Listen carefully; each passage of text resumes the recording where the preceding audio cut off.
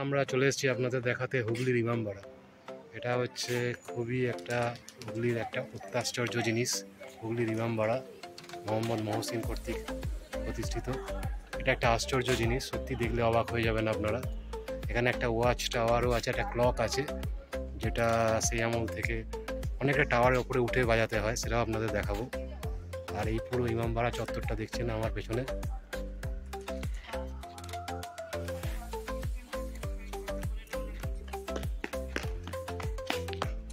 এটা একটা প্রচুর আদি বা প্রচুর পুরানো স্থাপত্য যাকে বলে। এখান থেকে হুগলি ঘাট স্টেশন কাছে আমরা এলাম কিন্তু চুঁচুড়ো হয়ে। চুঁচুড়ো থেকে নৈহাটি থেকে লঞ্চ ফেরিঘাট ক্রস করে চলে এলাম চুঁচুড়ো। চুঁচুড়ো থেকে আমরা অটো ধরে চলে এলাম কিন্তু হুগলির ইমামবাড়াতে। এই হলো হুগলির ইমামবাড়া। দেখুন কি বানিয়ে গেছে।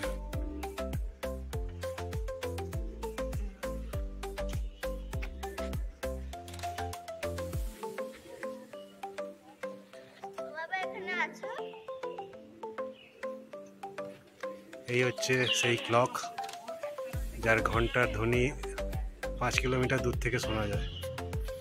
এটার যে যন্ত্রপাতি সেটা কিন্তু দেখার জন্য এই টাওয়ার দিয়ে ওপরে উঠতে হয়, অনেকটা সরু টাওয়ার দিয়ে ওপরে উঠতে হয়। কি বলছিস? মানে কি আছে?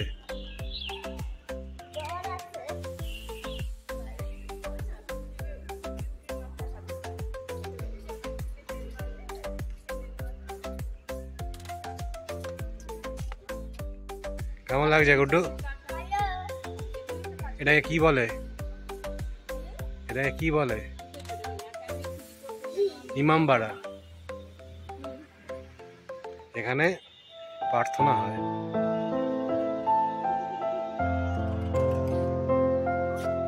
কি অদ্ভুত আশ্চর্য জিনিস। কোনো এক সময় মানুষরা বানিয়ে যায়, সেই স্থাপত্য আমরা যুগ যুগ ধরে দেখে আসি, অবাক লাগে।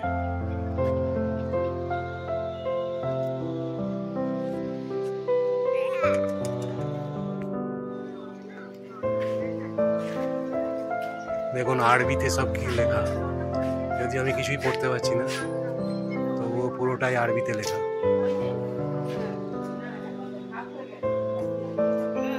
আপনারা অবশ্যই আসবেন। এই ইমামবাড়া দর্শনের জন্য আপনারা কিন্তু অবশ্যই একবার আসবেন। মাস্ট ভিজিট এবং মাস্ট রেকমেন্ডেড। এখন আমরা যাচ্ছি সূর্যঘড়ি দেখতে।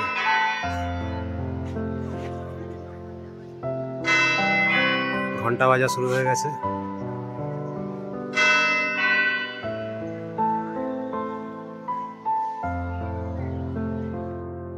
এটা হচ্ছে ইমামবাড়ার পেছনের দিক, যেখান থেকে একদম হুগলি নদী দেখা যায়।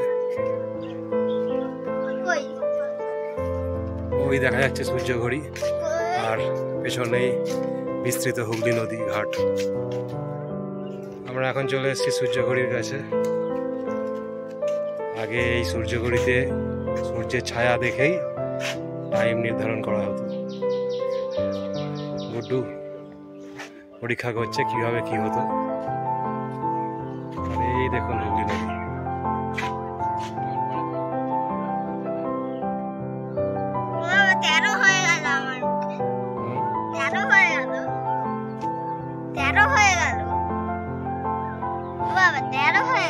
তাই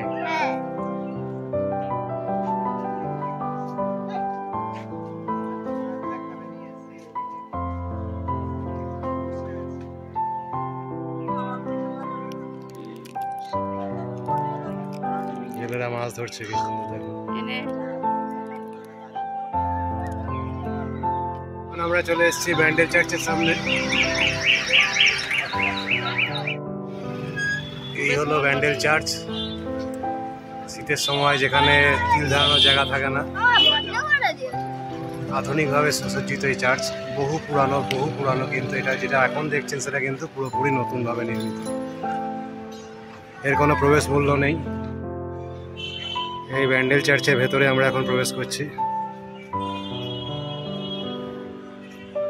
ডিসেম্বরের টাইমটাতে অনেকে অনেক সময় আসেন এখানে পিকনিকের জন্য, প্রচুর গিজগিজে ভিড় থাকে, কিন্তু ব্যান্ডেল চার্চ ওই টাইমটা ভেতরটা বন্ধ থাকে, কেউই প্রবেশ করতে পারে না এই টাইমটা। কি সুন্দর স্কাল্পচার দেখুন।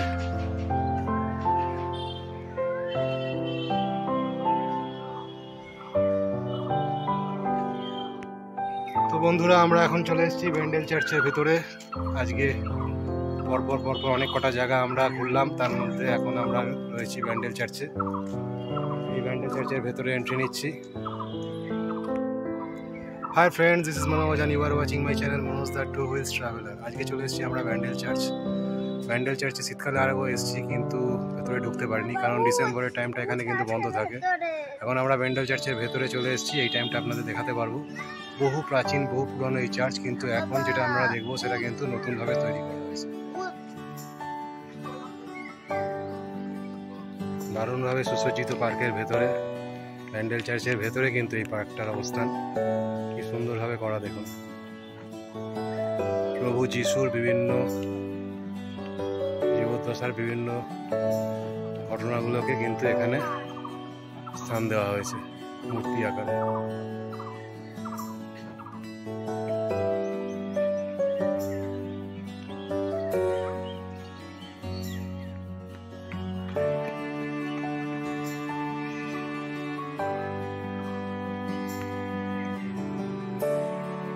দারুণ মেনটেন দেখুন ব্যান্ডেল চার্চের ভেতরের এই পার্ক।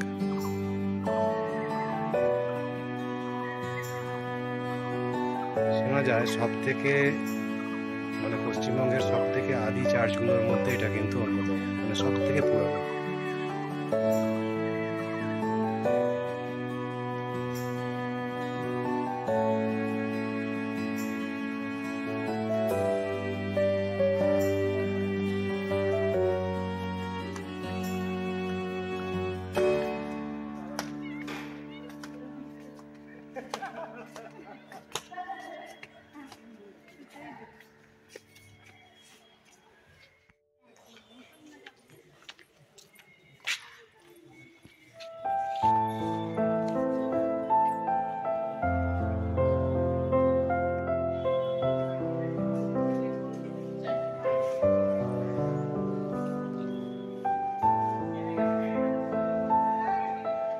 বন্ধুরা, এখন আমি চলে এসেছি বাঁশবেড়িয়ার হংসেশ্বরী মন্দিরের সামনে।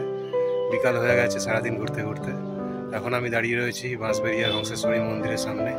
প্রাচীন জমিদার বাড়ির অংশ ওই পেছনে দেখতেই পাচ্ছেন। এখন আমি ঢুকবো হংসেশ্বরী মন্দিরে। দারুণ সুন্দর একটা জায়গা আর দারুণ সুন্দর পরিবেশ।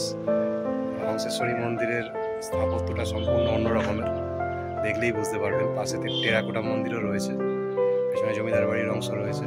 আমি এখন এই যে ডালা নিয়েছি, ঢুকবো হচ্ছে পুজো দেবো হংসেশ্বরী মন্দিরে, হংসেশ্বরী মায়ের কাছে।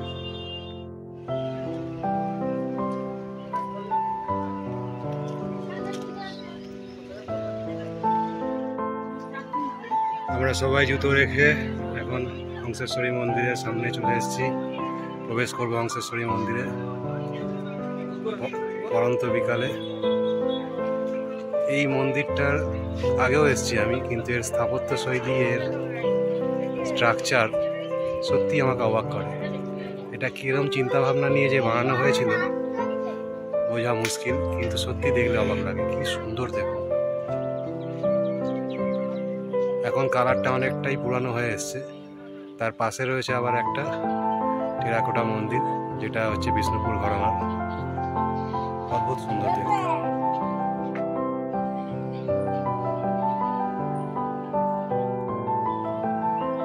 হংসেশ্বরী মন্দিরের সামনে আমরা এখন দাঁড়িয়ে।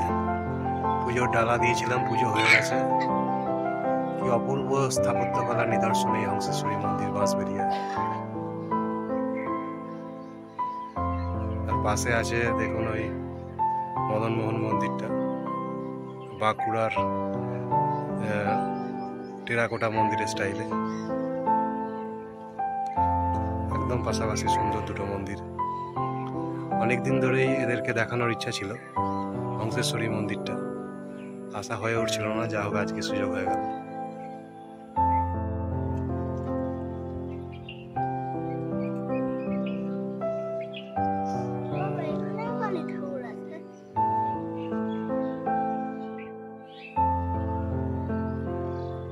একটা মন্দির থেকে আরেক মন্দিরে যাওয়ার কি সুন্দর সিস্টেম। সিস্টেম, নিচে নিচে দিয়ে যাওয়া যায়, সিঁড়ি দিয়ে ওপর নিচ করে আবার নিচে ঢুকে আবার ওপরে উঠে, কিন্তু এই সিস্টেম।